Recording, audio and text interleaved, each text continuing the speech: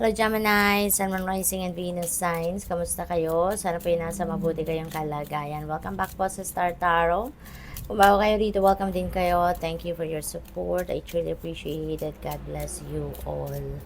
Gemini, pauna mensahe po ninyo, intuition. Ayan, trust your intuition. It has been guiding you to the answers that you seek. Ayan, so pakinggan po ninyo at pagtiwalaan ninyo at sundin ninyo po, kasi ito po yung mga sagot na, sa inyong mga katanungan, or ito po yung mga guidance na pinapadala sa inyo ng universe na tulong sa inyong sitwasyon, mabigyan kayo ng kalinawan, something like that, okay? What else? We have fruition. Rest assured, your dreams and visions will come to fruition. Okay? So, napakagandang promise para sa inyo, Gemini, na huwag kayong mag-alala kasi yung mga pangarap ninyo, yung mga visions ninyo will come to fruition, no? Yan ay may isa sa katuparan ninyo, yan ay ibibigay sa inyo. Okay? Kaya, wag na kayong mag-worry, wag na kayong wala kayong dapat na ipag-alala, no? Wala kayong dapat na ikatakot. Just continue working on sa kung ano man yung mga pinagkakaabalahan ninyo, mga ginagawa ninyo. Okay? Because, yan na, binibigyan na kayo ng tawag dito, ng assurance, no? Ng Divine Universe na your dreams and visions will come to fruition. We have stillness, reflect on this moment with love, with kindness and compassion. Okay? So now is the time for you to put yourself into stillness. Now is the time for you to put yourself in solitude para nang sa gayon, makapag-reflect kayo, makapagnilay-nilay kayo, makapagmuni-muni kayo. Okay? Kasi, maaaring meron kayong merong mga sitwasyon sa buhay ninyo sa ngayon na kailangan mong pagdesisyonan at kailangan mong pag-isipan mabuti before you make a decision, before you jump into conclusion, okay? What else? We have blue star. Follow the light of your inner compass, the blue star. It will lead you to the truth that resides within your soul. Okay? So, sundin ninyo kung ano yung inyong inner compass. Sundin ninyo kung ano yung inyong inner voice, kasi ito yung, parang, ito yung ninyo, yung bulong sa inyo ng Divine Universe. What is the priorities ninyo dapat, ano yung dapat ninyong gawin, saan kayo dapat pumunta, what path you are heading, or which path you are heading, yung ganon, okay? So, tingnan natin kung ano pa ang ganap for Gemini. Maraming salamat po, Gemini, sa mga likes and subscribes ninyo at sa mga nag-iiwan ng mga heartwarming comments. Thank you po. Robbery, ayan, mag-iingat po kayo, ha? This is a warning for you, Gemini.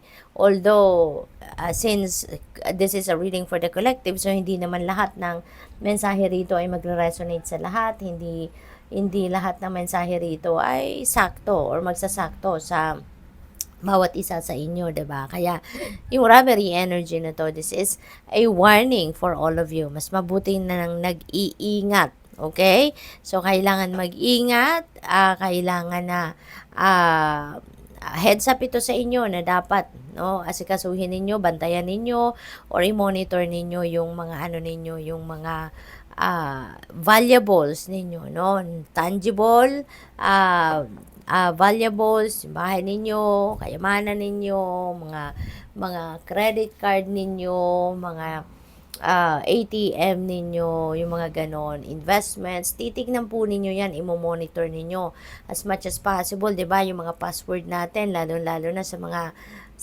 bangko, kailangan periodically binabago natin yan para hindi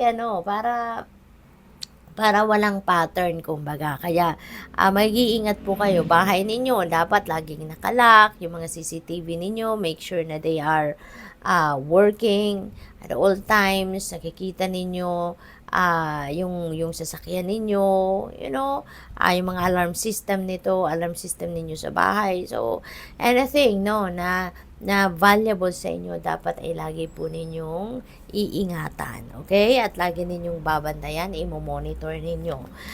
We have gain. Ayan, may profit, no? Meron kayong financial gain na makukuha. Okay? So, meron kayong financial gain na marireceive, no? This is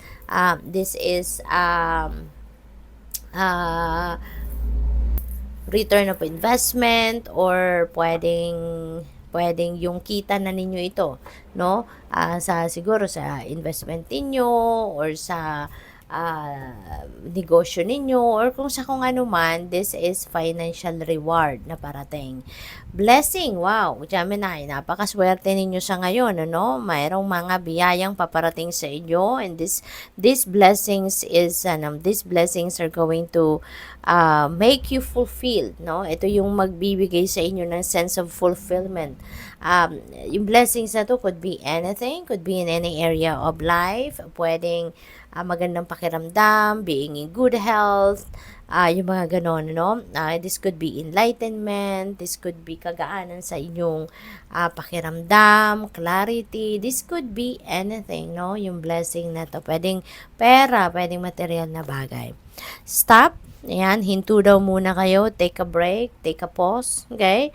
Muna kayo, magpahinga muna, give yourself a breather, okay? Gemini. So,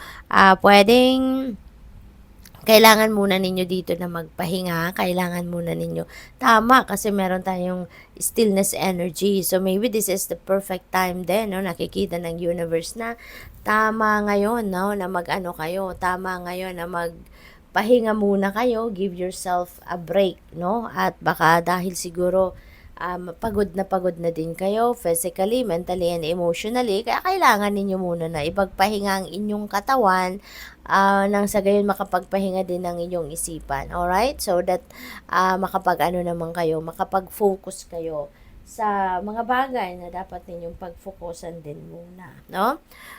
Isa pa, baka kailangan ninyo na tumigil muna para din na makapag-rejuvenate talaga kayo, no? Replenish kayo ng inyong lost energy.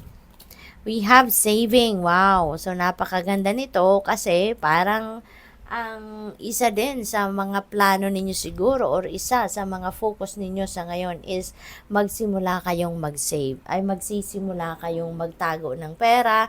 Maybe because you have baka meron kayong mga purchases, no? May mga big purchases kayo na iniisip, meron kayong mga big purchases na kailangan pag-ipunan, yung ganon, no? Or baka nagsisave kayo for your retirement, for your rainy days. Maaring yun ang mga gusto ninyo munang gawin sa ngayon. So, good luck sa'yo.